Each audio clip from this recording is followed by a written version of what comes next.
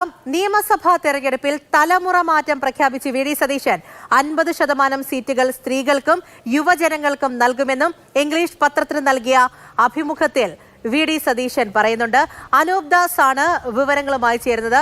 Anoop, good morning. അപ്പോൾ വലിയൊരു മാറ്റത്തിൽ ഒരുങ്ങുന്നു, കാര്യങ്ങളെല്ലാം കൃത്യമായി പ്ലാൻ ചെയ്ത് UDF മുന്നിലേക്ക് പോവുകയാണ് എന്നുള്ള ആദ്യഘട്ടം, അത് വലിയൊരു പ്രഖ്യാപനമായി തന്നെ ഇപ്പോൾ വി.ഡി. സതീശന്റെ ഭാഗത്തു നിന്നും ഉണ്ടാവുകയാണ്. എന്തെല്ലാം കാര്യങ്ങൾ പറയുന്നുണ്ട്?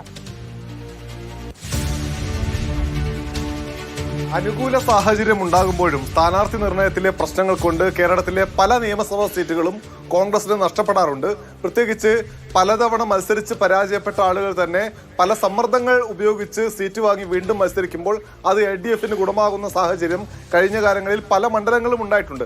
അത്തരം സാഹചര്യത്തിലേക്ക് ഇത്തവണ പോകില്ല എന്ന് ചൂണ്ടിക്കാണിക്കുകയാണ് വി.ഡി. സതീശൻ ചെയ്യുന്നത്. അദ്ദേഹം പറയുന്നു, 50% സീറ്റുകൾ യുവജനങ്ങൾക്കും സ്ത്രീകൾക്കും വേണ്ടി മാറ്റിവെക്കും. അത് ഞങ്ങൾ കൃത്യമായി തന്നെ കൈകാര്യം ചെയ്യും.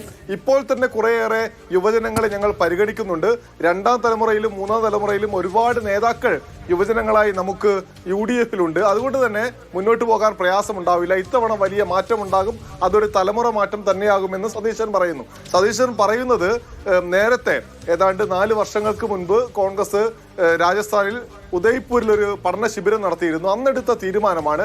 ആ തീരുമാനത്തിന്റെ അടിസ്ഥാനത്തിൽ 50% സീറ്റുകൾ അത് നിയമസഭയിലായാലും അത് പാർട്ടിയിലായാലും ഒക്കെ അത് യുവജനങ്ങൾക്കും സ്ത്രീകൾക്കും വേണ്ടി മാറ്റിവെക്കണം എന്ന ഒരു തീരുമാനമുണ്ടായിരുന്നു. എന്നാൽ എവിടെയും അത് പാലിക്കപ്പെട്ടില്ല. എന്നാൽ കേരളത്തിൽ ആദ്യമായി അത് പാലിക്കാൻ പോകുന്നു എന്ന സൂചനയാണ് സതീശൻ നൽകുന്നത്.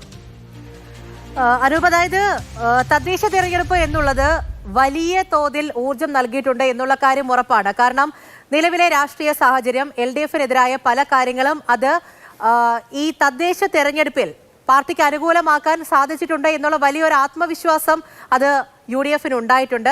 അങ്ങനെയാണല്ലേ ഓരോ പദ്ധതികളും ഇപ്പോൾ മുന്നിലേക്ക് പോകുന്നത്. മാത്രമല്ല, ഇപ്പോൾ കഴിഞ്ഞ തദ്ദേശ തെരഞ്ഞെടുപ്പിലായാൽ തന്നെയും നിരവധി യുവജനങ്ങളുടെ ഉൾപ്പെടെയുള്ള പങ്കാളിത്തം, അതൊക്കെ ആയിരിക്കുമല്ലേ ഈ വലിയ തീരുമാനം ഉണ്ടാകുന്നതിനുള്ള കാരണം. മാത്രമല്ല, പലയിടങ്ങളിലെ തർക്കങ്ങൾ ഇനിയും പരിഹരിച്ചു പോകേണ്ടതായിട്ടുണ്ട്.